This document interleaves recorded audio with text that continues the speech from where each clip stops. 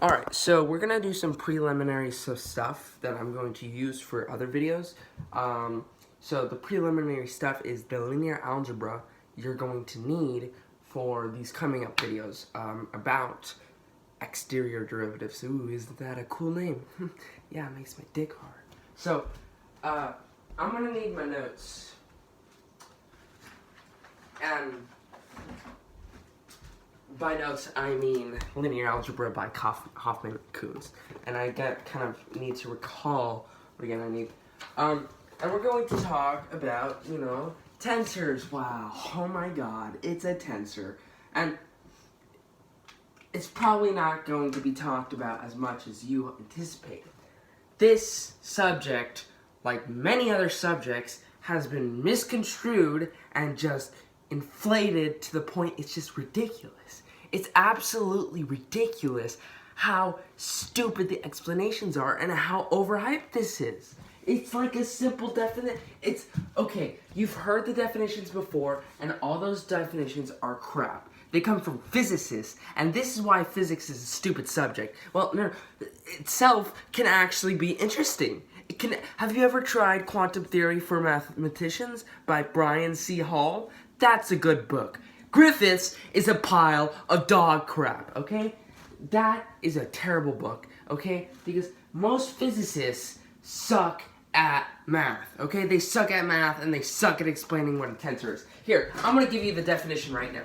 A tensor is a linear transformation where its domain is a product of vector spaces, R vector spaces, and it maps itself to the field, yes, the field, or just the vector space itself. Let me see. Yes, over the field these vector spaces are on. Now, this may seem like a confusing definition, but for anybody who's done linear algebra, this is not. Basically, this is just a function from v to the r to f. V to the r is a vector space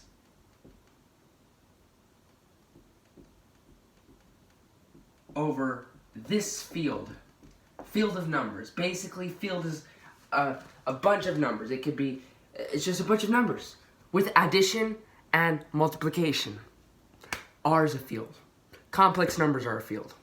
Okay? Okay? That's all it is. And it is linear. Meaning, if we want to represent the function as this, right? Then, if we also want to add a vector to the first, is R linear, actually, is R linear. If you want to add a vector to the first, right, portion, to the first input of this function, C times, we'll just call this vector beta. C is a number, beta is a vector. Then, this will be equal to, yes, that's weird. This will be equal to C times T beta AN plus T times A1 AN, alpha n, my bad. That's what this is. That's what linear means, okay? Okay, is this a confusing definition? Look, okay? Look. This is a tensor. And we define this tensor, we can even call it a function of x. Basically, a function of x, y. This is a tensor. This is a tensor. Is it very hard to explain this simple concept to people? Christ! And of course, since we multiply the vector space r times, we call this an R tensor, because it has also R inputs.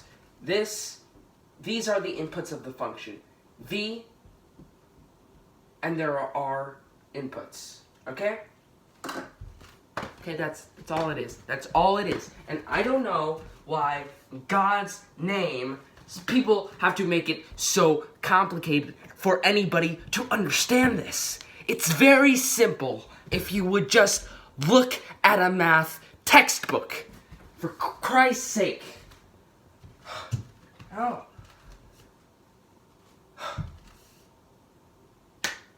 Okay.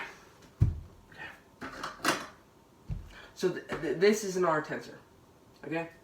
And the reason why we have a linear map, we call this linear because it preserves linearity, right? So it kind of, you think of vector spaces, right, all the time, right? And really a tensor is a type of linear transformation, really. That's really what it is. It's very similar to a linear transformation, right? So a linear transformation is a function between two vector spaces. This is the domain, this is the codomain. Alright, this is the range, this is the domain, if you want to say it simply like that. V is a vector space, W is a vector space, okay? And we want to kind of preserve its linearity, right? So we notice how, like, okay, so notice how a circle's not, it's a subspace, right? Of R, and it's not a vector space. Why is this? Because if we take this point, 1, 0, right? And we call this the point, the origin, 0, 0.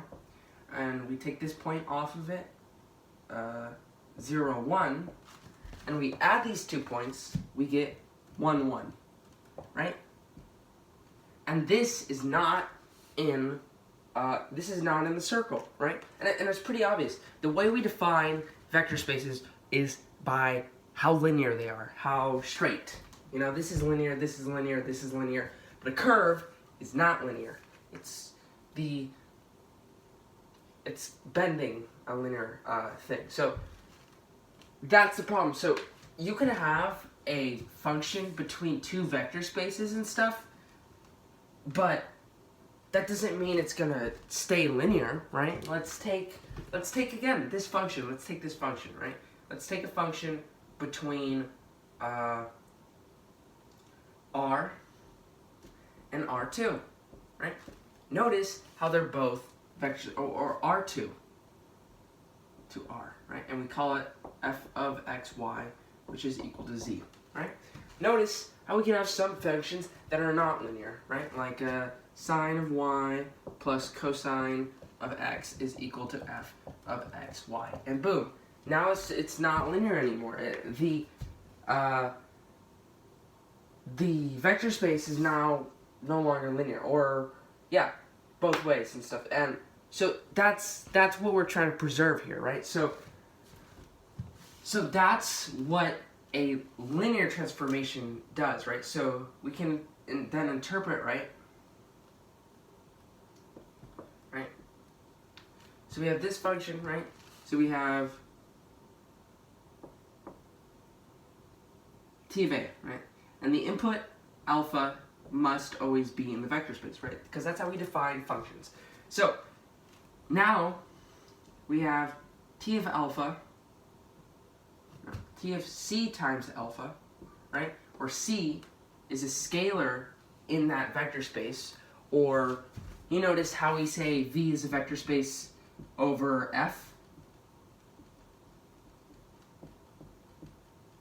Well, c is in that field, right? A vector space, again, you could think of R2. Notice how, if you look at this, obviously we define 0, 0 as the point of origin, right? But it doesn't have to be. It could be 1, 1, it could be 2, 2, it could be anything, and that's why we define basis, right? So a vector space is changing that field and kind of imposing a coordinate system and certain vector properties to make it a linear field, right? So so yeah. If you haven't done linear algebra stuff, that's the reason. So we have C, right, plus alpha, plus beta. Beta's also in that vector space V. Well, this is going to be equal to C times alpha times T of alpha plus T of beta, right? So basically, notice how earlier, right? How we say I don't know, we'll call this vector space S, right? We say S is a subspace of a vector space, right? If for every vector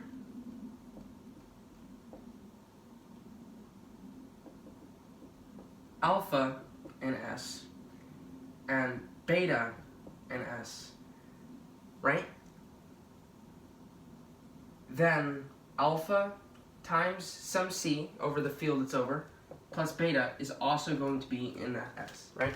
And this is kind of what linear is, right? Notice 2. You could have x plus 2x, right? And that's also linear. This is going to be 3x, right? That's another intuition for it. So that is what a linear transformation is defined off. So that's what we kind of say what a tensor is, right? We just kind of extend it and stuff, and we add additional inputs, right? Like anything, right? We could have f of xy, right? We could have f of xyz, right? And it's just adding additional inputs, right? So I don't know why it's so fucking difficult for people to explain this shit to other people, because not only do they ignore this definition, but they use some shitty definition that they found in a physics textbook, and they just go with it, and then they say, oh, I'm going to show you a square, and it's basically like chewing gum, and then spread it. That doesn't help anybody, okay? That doesn't help anybody at all. That does not help anybody understand what a tensor is, and I hope you fucking die. So, oh, God. Okay.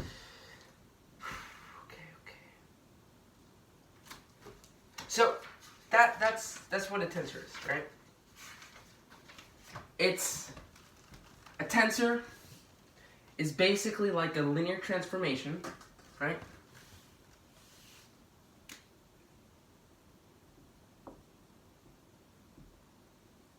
But the domain, right, the input of the function is defined as the product of R vector spaces. And how we define products, right, is this. R product R is going to be the set of all vectors, alpha, beta, such that alpha is in R and beta is in R, right? Or we can do R times Q, and it doesn't matter. So that's how we define a product. So R products, and then it goes, instead of to another vector space, it goes to the field the vector space is over.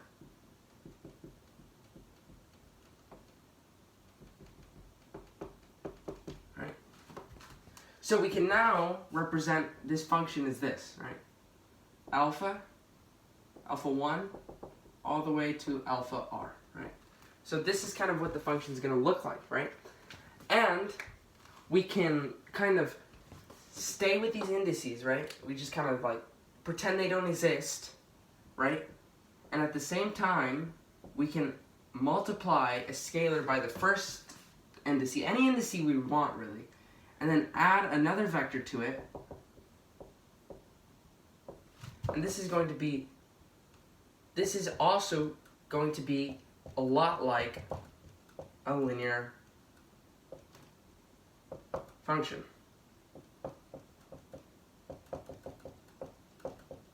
Right? So this is what it does, right? That's what it does. Right? So when we do this, this is really the most complicated thing you're going to get, right? When we do this and then get this, we're basically saying, okay, we can preserve it linearly, like it's R linear, right? By ignoring that these exist and then applying a linear transformation to it, in a sense. So yeah, so that's what it is, really.